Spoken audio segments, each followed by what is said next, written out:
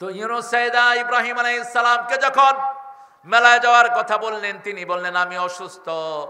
তারা মেলা থেকে এসে দেখে কোনো মূর্তির মাথা নাই, কোনোটার হাত নাই, কোনোটার পা নাই। জিজ্ঞেস করলেন মান ফাআলা হাযা বিআলিহাতিনা, কে করেছে আমাদের ইলাহদের সাথে এটা? লোকেরা বলল একটা যুবক আছে, ইউকালু ইব্রাহিম, সামি'না ফাতান, আমরা শুনেছি একটা যুবক এটার ব্যাপারে কথা বলে, তার নাম ইব্রাহিম। তার নাম কি? নমরুদ বলল তাকে মানুষের সামনে নিয়ে আসো। মানুষের সামনে আনা হলো, বলা হলো ইব্রাহিম মান ফাআলা হাদা, তিনি বললেন না আমি করিনি। তিনি বললেন বাল ফাআলা কাবীরুহুম, হ্যাঁ আরো জোরে কথা বলো, এই মূর্খ।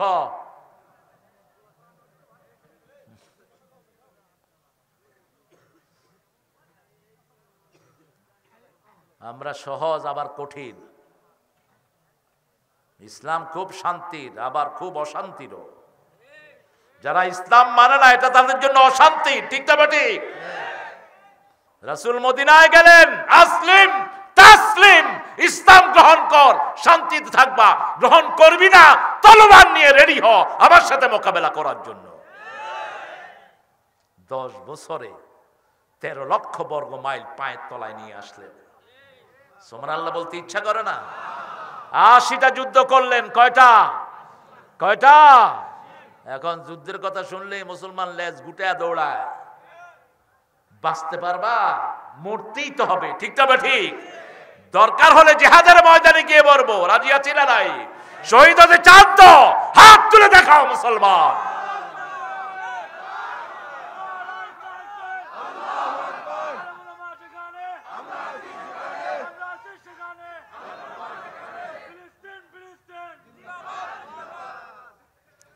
আল্লাহ ফিলিস্তিনকে কবুল করুন।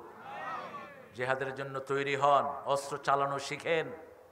রাসূল বলছেন যে যুদ্ধবিদ্যা জানে না সে আমার উম্মত না, রাসূলের সহিহ হাদিস। কারণ আমাদের ট্রেনিং থাকলে কেউ আমাদেরকে দুর্বল ভাববে না, ঠিক না ঠিক? তালেবান এখন পৃথিবীকে নেতৃত্ব দিতে যাচ্ছে। পৃথিবীর 3 নম্বর কারেন্সি হলো আফগান কারেন্সি। পৃথিবীর 3 নম্বরে এখন তারা। কয় নাম্বার? 3 নাম্বার। বলেছে এত দরিদ্র দেশ, আমাদের দেশের চেয়ে গরিব ছিল, ঠিক না ঠিক? আগে 225 আফগানি টাকা দিলে $1 পাওয়া যেত, আর এখন 70টা দিলে $1 পাওয়া যায়। আর বাংলাদেশে আগে ছিল ডলারের দাম 60 টাকা ডলার, আমি কিনেছি, আমি 60 টাকা ডলার ছিল, এখন আজকের বাজারে 135 টাকা একটা ডলার। তাদেরকে জিজ্ঞেস করা হলো আপনারা এত তাড়াতাড়ি এত উন্নতি করলেন কিভাবে? বলছে আমরা 3টা কাজ করেছি। চুরি বন্ধ করে দিয়েছি। কি? বাংলাদেশে চুরি আছে না নাই? মাথা থেকে পা পর্যন্ত সবগুলো কি? আরো জোরে বলেন, চোর। 2 নাম্বার ইন্টারনেট ব্যবসা বন্ধ করে দিয়েছি। 3 নাম্বার মেয়েদেরকে ঘরে ঢুকিয়ে দিয়েছি। আল্লাহ বলেছেন মেয়েরা তোমরা ঘরে থাকো। কোথায় থাকো? একটু একটু সহযোগিতা করেন, মুরব্বি বেরিয়ে যাচ্ছে, কষ্ট হচ্ছে। ইব্রাহিম আলাইহিস সালাম তিনাকে আগুনে পুড়ে ফেলবেন। হাররিকুহু আনসুরু আলিহাতাকুম, নমরুদ ওয়ার্ডার দিল তাকে আগুনে পুড়ে ফেলো যদি তোমরা তোমাদের ইলাহদেরকে সাহায্য করতে চাও। তিনি কিভাবে মূর্তির অসারতা প্রমাণ করলেন? সব নবীদের দাওয়াত একটা, ডাকতে হবে কার দিকে? লা ইলাহা ইল্লাল্লাহু মুহাম্মাদুর। আবু বকর ভাই, মানুষ বাড়তেছে দেখি। রাত হয়নি না? রাত হয়নি? কখন ছাড়বেন? হ্যাঁ, আর আসমু বগুড়ায়, আরো আসমু ইনশাআল্লাহ। 1.5 ঘন্টা তো হয়ে গেছে, ছেড়ে দেন এখন। না না, আচ্ছা ইব্রাহিমের ঘটনাটা শেষ করি। সূরা সাদের ভিতরে কয়েকজন নবীর ঘটনা আল্লাহ উল্লেখ করেছেন। আল্লাহ আমাদেরকে সব নবীদের সাথে থাকার তৌফিক দান করেন। আরো চিৎকার করে বলেন আমিন। তিনি বললেন ওই বুলাটারে জিগা। তো নমরুদ উত্তর দিচ্ছে মাথাটা নিচের দিকে, হে ইব্রাহিম তুমি জানো হাউলা লা তানতিকুন, এরা কথা বলতে পারে না। বলছে উফিন লাকুম, আইফকান আলিহাতান দুনাল্লাহি তুরিদুন, আফসোস তোমাদের জন্য, কেন এক আল্লাহ ছাড়া এগুলোর সামনে মাথা নত করো? আমাদের লোকেরা আছে না নাই? কেন মাথা নত করো? এই মাওলানা আবার উঠে গেছে। মাওলানা কোথায় যাচ্ছেন? যাক, জায়গা করে দেন, অনেক দূর থেকে আসছে মনে হয়, অনেক দূরের না? আহারে, আল্লাহ হায়াত দারাজ করুক। অনেক কষ্ট করে এতক্ষণ বসেছিলেন। ইব্রাহিম আলাইহিস সালামকে তার আগুনের দিকে নিয়ে যাচ্ছে। আগুনটাকে এত উত্তপ্ত করা হলো, আগুনের কাছেও কেউ যেতে পারছে না। কিভাবে এখন আগুনে ফেলবে? শয়তান এসে মুরব্বির ভেষে বলছে, এই নমরুদ শুনো, একটা পরামর্শ দিচ্ছি, একটা গাছের সাথে ইব্রাহিমকে লাগাও, লাগায়া দূর থেকে ওই গাছ থেকে তোমরা ছুঁড়ে মারো। এখন ওই গাছের সাথে ওনাকে বাধা হলো, কিন্তু এত ভারী তিনি উঠতে পারতেছে, কেউ উঠাইতে পারতেছে না, কারণ প্রত্যেক নবীর সাথে হাজার হাজার ফেরেশতা আছে না নাই? এবার ওই শয়তান আবার পরামর্শ দিল, একটা মেলা করো। কি করো? মেলা করো, মেলায় ছেলে মেয়ে একসাথে হবে, জিনা হবে, ফেরেশতারা সব চলে যাবে। মেলা করা হলো, তারপরে উঠাইতে পারছে না। তারপরে বলল, ইব্রাহিমের কাপড় খুলে ফেলো।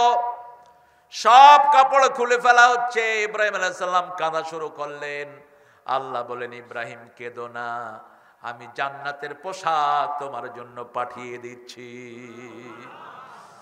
আরো একটা পুরস্কার তোমাকে দিচ্ছি। পরীক্ষা যত বড়, পুরস্কারও তত বড়।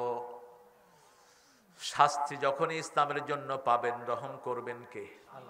পাকিস্তানের একটা ছেলে ইংল্যান্ডে বড় হয়েছে। বেশ কিছুদিন আগে ইন্টারনেটে খুব ঝড় তুলেছে এই ছেলেটা। লন্ডন সিটিতে তার দাওয়াতে শত শত খ্রিস্টান কালেমা পড়ে মুসলমান হয়ে গেছে। বাপ মা হলো পাকিস্তানের, ওরা ওখানেই বড় হয়েছে। ইন্টারনেটে খুঁজলে পাবেন তার নামটি। তো তাকে একবার আমেরিকার গুয়ান্তানামো বিশেষ ওই যে ফোর্সগুলো, FBI উঠিয়ে নিয়ে গেছে। পাওয়া যাচ্ছে না, যাচ্ছে না তো যাচ্ছেই না। 3 মাস মা বাপ অজ্ঞান, তার কোনো খবর নাই। এতক্ষণ দেরি হলো কেন? হ্যাঁ, খালাম, কত সুন্দর কথা। এটা কিন্তু রাসূল খুব পছন্দ করতেন। একজন সাহাবী কোরআন শরীফ পড়তেছেন, ওয়াদ-দুহা ওয়াল-লাইলি ইযা সাজে মা ওয়াদ্দাআকা রাব্বুকা ওমে কালে। ওমর ফারুক শুনে কয়, কেমনে পড়োস? কেমনে পড়ো? শুনলো না শুনলে যাও। কিন্তু ওমর তো ছাড়ে দেওয়ার মানুষ না, ওরে ধরে রাসূলের কাছে নিয়ে গেছে। রাসূল দেখেন ও কেমনে কোরআন পড়তেছে, ওয়াদ-দুহা ওয়াল-লাইলি ইযা সাজে মা ওয়াদ্দাআকা রাব্বুকা ওমে কালে। রাসূল হেসে দিয়েছেন। হেসে দিয়ে বলছেন, ওমর নিষেধ করো না, এইভাবেও জিবরাইল আমিন আমাকে কোরআন শুনিয়েছে। কারণ আঞ্চলিক ভাষায়ও কোরআন শোনানো হয়েছে। 7টা কেরাত। কয়টা কেরাত? আজকে যদি বাংলাদেশে কোরআন নাজিল হতো, বগুড়ার ভাষায়ও কিছু থাকতো। কি ভাষার এই লালিত্য কে দিয়েছেন? আল্লাহ দিয়েছেন। তা আরাফু, যাতে একজন আরেকজনকে চিনতে পারো। ইন্না আকরামাকুম ইনদাল্লাহি। তাহলে আপনাদেরটা তো অনেক সুন্দর বোঝা যায়, কিন্তু চট্টগ্রামের ভাষা বললে মনে হয় ফার্সি অথবা জাপানিজ কোনো ভাষা চলতেছে। এত জটিল, ঠিক না ঠিক? তবে এই ভাষাগুলো দান করেছেন কে?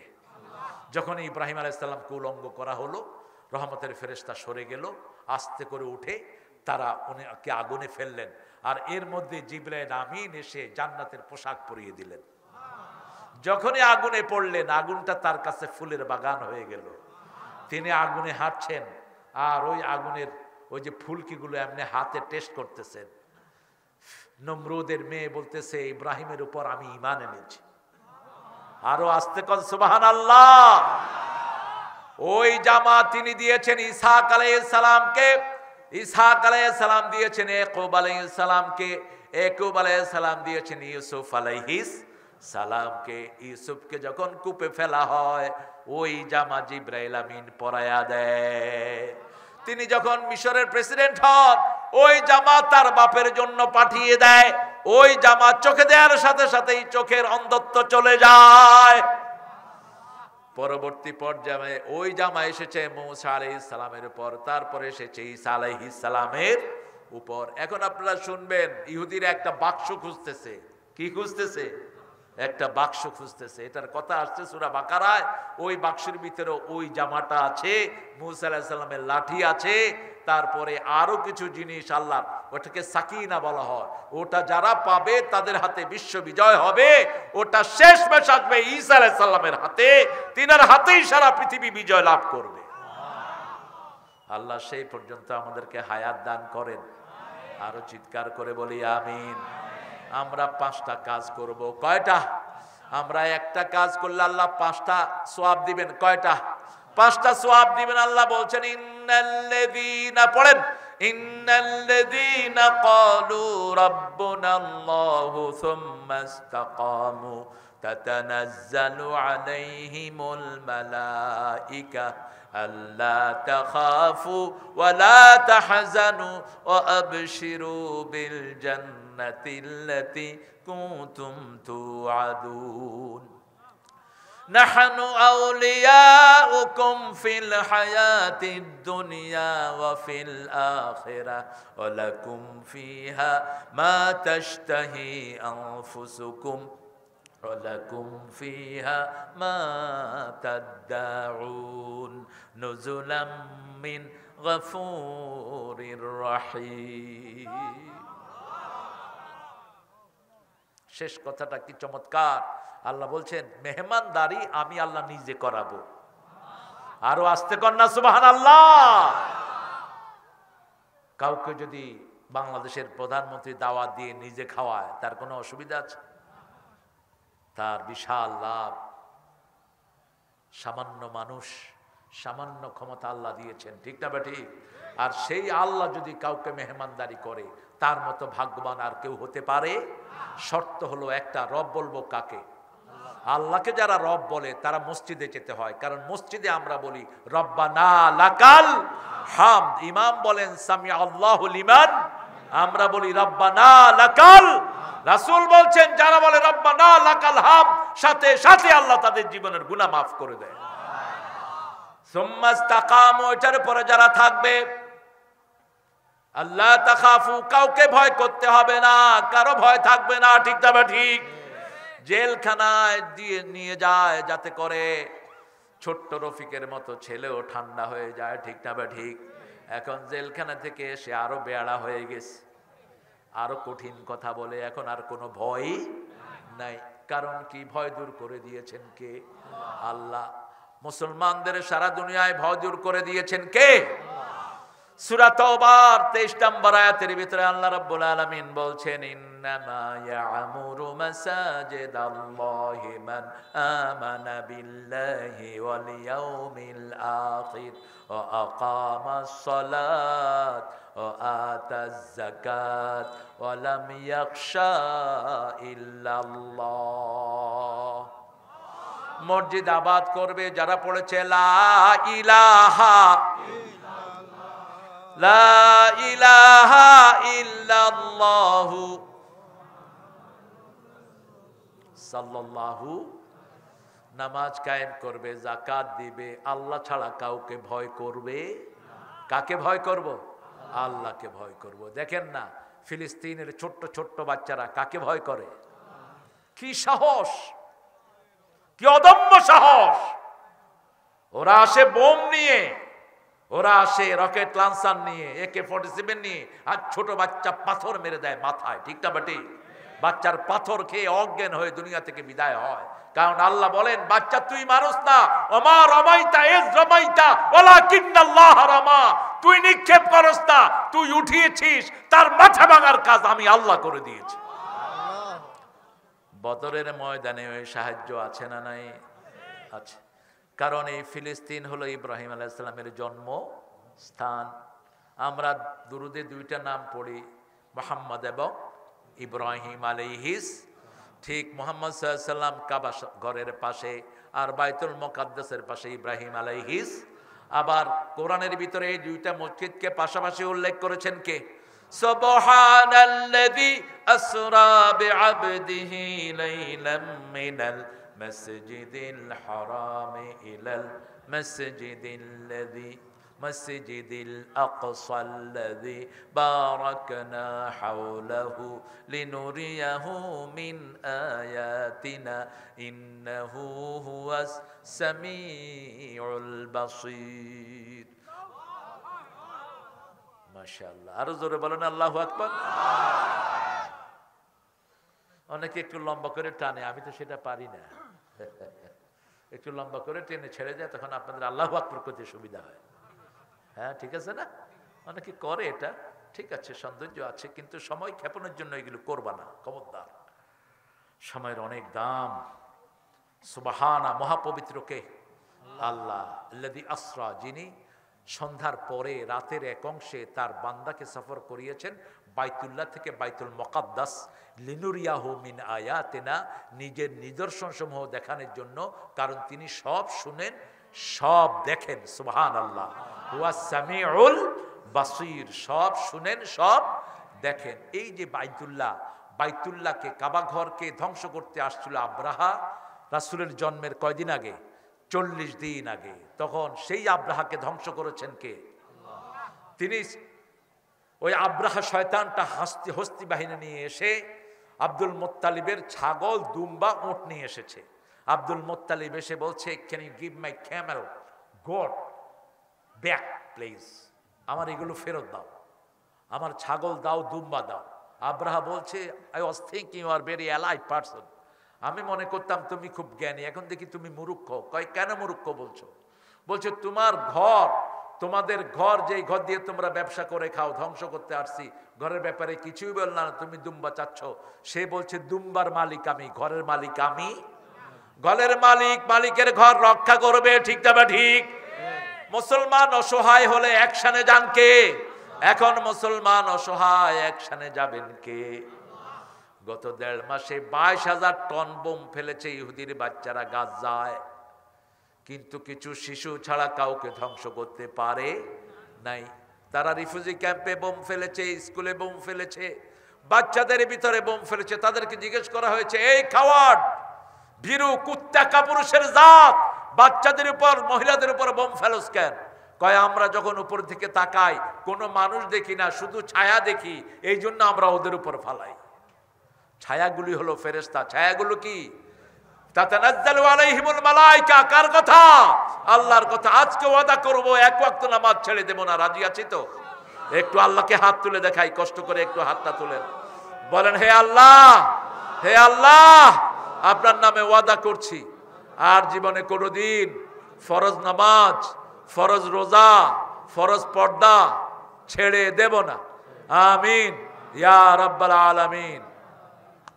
বহু ভদ্রলোক হাত উঠায় না, হাতের এত দাম তোমার, খবরদার, বদদোয়া দেব না।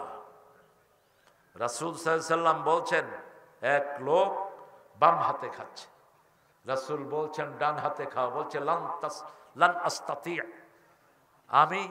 আস্তাতি, আমি পারছি না। রাসূল বললেন, লান তাস্তাতি, তুই আর পারবি না। সাথে সাথে হাত অবশ হয়ে গেছে। সালাতের জন্য হাত উঠাবা না, কি কাজে হাত চালাবা? তোমার হাত তোমার বিরুদ্ধে কথা বলবে, তোমার পা তোমার বিরুদ্ধে সাক্ষী দিবে, ঠিক না ঠিক? এই হাত দিয়ে কি ইন্টারনেট চালিয়েছো, হাত সব বলে দিবে। তোমার মুখ আল্লাহ বন্ধ করে দিবেন। আল্লাহ আমাদেরকে মোমেনদের মধ্যে শামিল করে দেন। মসজিদের সাথে সম্পর্ক রাখবেন তো? প্রথম রব বলবো আল্লাহকে, তাহলে প্রথম উপকার হবে। কোনো ভয় থাকবে? মৃত্যুর পরে কোনো দুশ্চিন্তা থাকবে না। 3 নম্বর, আল্লাহ বলছেন, তোমাদের সবাইকে আমি জান্নাত দান করে দেব। আরো আসতে সুবহানাল্লাহ। 4 নম্বরে বলছেন, তোমাদের ওলি হয়ে যাবেন কে? 5 নম্বর বললেন, তোমাদের মন যা চায় আল্লাহ তা হাজির করে দিবে। মন চাইবে আকাশের পাখি খায়, পাখি ভুনা হয়ে জিহ্বার পাশে চলে আসবে। কত ফুহাদানিয়া, আল্লাহ বলছেন, ফল দেখেছো, ফল খেতে ইচ্ছা করেছে, ফলের ডালাটা নত হয়ে যাবে, মুখের কাছে চলে আসবে। ফলের ভিতরে কিছু কাটতেও হবে না, ফেলতেও। লা মাকতুআতে ওয়া লা মামনুআ, সূরা ওয়াকিআ। আমরা আম খাই, আমের উপর একটা শিকলা ফেলে দেই, ভিতরে একটা আঁটি আছে না, কি বলেন ওটাকে? আটি, আটি বলে, ওই আটিটা আমরা ফেলে দেই, কিন্তু জান্নাতের আমে আটিও নাই, চামড়াও নাই। মুখে দিবেন, একটু চাপ না দিতে এটা মুখের সাথে গলে যাবে। রাসূল বলেছেন জান্নাতে পায়খানার কোনো ব্যাগ হবে না, পেট ভর্তি করে খাবেন, হালকা একটু ঢেকুর উঠবে, ঢেকুরের সাথে মেশকাম্বরের গন্ধ ছড়িয়ে পড়বে, হালকা ঢেকুরের সাথে সমস্ত খাওয়াগুলো হজম হয়ে যাবে। আরো আস্তে কোন সুবহানাল্লাহ। জান্নাতীরা প্রতি জুমার দিন একটা বাজারে যাবে, বাজারে গেলে তাদের জামাতে এবং গায়ে বাতাস লাগবে, উত্তর দিকের বাতাস। কোন দিকের? উত্তর দিকের বাতাস। ওই বাতাসে তাদের চেহারা স্বাস্থ্য আরো সুন্দর হয়ে যাবে। যখন ঘরে ফিরে আসবে, নিজের বাসস্থানে অর্থাৎ রুমে ফিরে আসবে, বিবিরা বলবে তোমরা তো আরো সুন্দর হয়ে গেছো, আর স্বামীরা বিবিদেরকে বলে তোমরাও তো আরো সুন্দর হয়ে গেছো। আমি এতে তাফসীর করছিলাম ইউরোপের একটা জায়গায়, তো আমাকে একজন ভাই বললেন, হুজুর আমার এই বউ যদি জান্নাতে যায়, হে জান্নাতে আমি যাব না। আমি বললাম কেন ভাই? কয় সারা দিন ঘ্যানর ঘ্যানর ঘ্যানর ঘ্যানর কানের কাছে। ওই বউ আবার ভিতর থেকে বলছে এই জামাই যদি জান্নাতে পেতে হয় আমিও সেই জান্নাতে যাব না। কেন? কয় এই জামাইয়ের কোনো সৌন্দর্য নাই, পেট একটা হলো আলু ভাঙা পাঁচের মতো, বাম দিকে হাঁটে ডাইন দিকে পেট যায়, এরকম পেটুক আছে না নাই, সৌন্দর্য নাই। আমি বললাম শুনেন ভাই বোন দুইজনই শুনেন, মা তাস্তাহি আনফুসুকুম, আপনার কল্পনায় আপনি যত সুন্দর চিন্তা করতে পারবেন না, আপনার স্ত্রীকে আল্লাহ তার চেয়ে সুন্দরী করে দিবেন। আবার স্ত্রীর কল্পনায় যতটুকু আসবে না, তার চেয়ে সুন্দর তার বিবিকে করে দিবেন কে? রাসূল বলছেন জান্নাতের কোন রমণী যদি দুনিয়াতে শুধু একটু রুমাল লাড়াতো, সারা দুনিয়ার দুর্গন্ধ সব চিরতরে দূর হয়ে যেত। জান্নাতের কোন রমণী যদি, কোন হুর যদি একটু নখের মাথা বের করে রাখতো, সূর্যের আলোর মতো সারা দুনিয়া আলোকময় হয়ে যেত। আল্লাহ সেই শ্রেষ্ঠ রমণী, শ্রেষ্ঠ হুর আমাদেরকে দান করেন। সেই জন্য রব মানতে হবে কাকে? আরো জোরে বলেন। চোখটাকে হেফাজতে রাখবেন, চোখ হেফাজতে রাখা আজকে ফরজ। রাতে শোয়ার সময় 5টা কাজ করে শুভ। কয়টা? তাহলে যদি ঘুমের ভিতরে মারা যান আপনি জান্নাতি হয়ে যাবেন। সুবহানাল্লাহ। কথাটা বলেই শেষ করব, রাত 12টা হয়ে গেছে।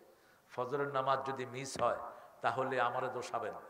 আর আশেপাশে যদি কোনো হিন্দু ভাই বোন থাকে, কষ্ট হয়, আমাকে মাফ করে দিবেন, কমিটিকে ধরবেন। কমিটি আমারে 10টার পরে আনছে, আমার কোনো দোষ নাই, এখনো ছাড়তেছে না। এটা তাদের রাইট, তারা ঘুমাতে হবে রাতে। আপনি মাইক বাজায় তাদেরকে ডিস্টার্ব করতে পারবেন না। আপনার মাহফিল আপনি করেন, ঘরের ভিতরে করেন, কিন্তু কোনো অন্য ধর্মের লোক যদি আপনার বিরুদ্ধে বলে, এটা তার অধিকার, সে ঘুমাবে এখন। ঠিক না বা ঠিক? আল্লাহ বুঝার তৌফিক দান করেন। রাসূল যখন ঘুমাতে যেতেন ওযু করতেন। কি করতেন? ওযু করতেন। আমরা আজকে ওযু করব। ওযু করলে গাছের পাতা যেরকম ঝরে যায়, শরীর থেকে সগীরা গুনাহ এরকম ঝরে যায়। রাসূল বলেছেন ওযু করে যারা শোয় তাদের রূহটাকে আল্লাহ আরশের সামনে সেজদা দেওয়ার অনুমতি দিয়ে দেয়। প্রথম ওযু করব, 2 নম্বর আয়াতুল কুরসি পড়ব, 3 নম্বর কুল হুয়াল্লাহ, নাস এবং ফালাক, এই 3টা সূরা আমরা পড়ব। কয়টা সূরা? 3টা সূরা পড়ে হাতে ফু দিব, তারপরে শরীরে মুছে দিব। এটা হলো প্রোটেকশন। আমি সভাপতিকে বলেছি আপনার ছেলেকে বলবেন যখন সে জাহাজে ক্যাপ্টেনগিরি করে তখন যেন এই 3টে সূরা পড়ে। রাসূল সাল্লাল্লাহু আলাইহি ওয়াসাল্লাম যখন কোনো বিপদের আশঙ্কা করতেন 3টা সূরা পড়তেন। কয়টা? আর হাত মুছতেন আর বলতেন কাফাতা কাফাতা কাফাতা, যথেষ্ট যথেষ্ট যথেষ্ট। সুবহানাল্লাহ বলেন। এই 3টা সূরা পড়লে কি লাভ একটু বলে দিই, তাহলে বেশি বেশি পড়বেন। আমাদের দেশে প্রধানমন্ত্রী যখন আসবে, পুলিশ গার্ড আছে না নাই? কোন কোন জায়গায় গার্ড দেয় বলেন তো? সামনে, পিছনে, আর পাশে হয়তো দাঁড়িয়ে থাকে। ঠিক না বা ঠিক? আর কোনোভাবে গার্ড দেয়া সম্ভব না। সারা পৃথিবীতে একই ডেকোরাম, শুধু উপরে দিয়ে একটা হেলিকপ্টার হয়তো চকি দেয়। কিন্তু রাসূল সাল্লাল্লাহু আলাইহি ওয়াসাল্লাম বলছেন কেউ যখন এই 3টা সূরা পড়ে, তার উপরে নিচে ডাইনে বাঁয়ে সামনে পিছনে চারিদিক থেকে ফেরেশতা তাকে ঘিরে রাখে। আর সবচেয়ে ছোট ফেরেশতার সাইজ কত? ক্যাসেট শুনে না, ওয়াজ শুনে না, বগুড়ার লোক অলস। আমার একটা বিখ্যাত আলোচনা আছে, কয়েক মিলিয়ন এটা সাবস্ক্রাইব হয়ে গেছে ফেরেশতাদের সাইজ নিয়ে। সবচেয়ে ছোট ফেরেশতার সাইজ হলো উহুদ পাহাড়ের সমান। আরো আস্তে কোন সুবহানাল্লাহ। কিসের সমান? উহুদ পাহাড়ের সমান।